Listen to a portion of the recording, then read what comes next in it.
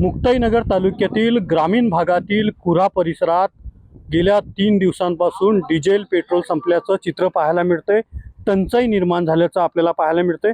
एकंदरीत जळगाव जिल्ह्यातील शेवटचं टोक मानला जाणारा कुरा परिसर आहे आणि या ठिकाणी एसआर पेट्रोल पंपावरती गेल्या 3 दिवसापासून डिझेल संपलेला आहे, पेट्रोल देखील संपलेला आहे।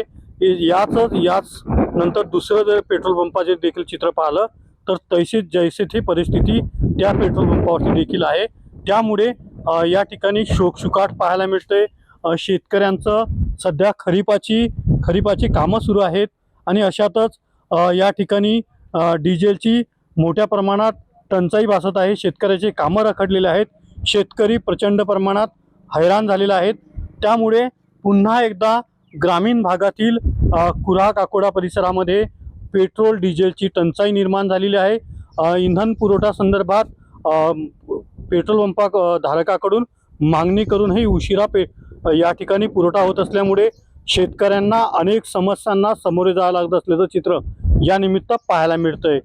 Camera person Nilesh Patil sir Ravi Gore, TV9 Marathi, Muktainagar, Jalgaon.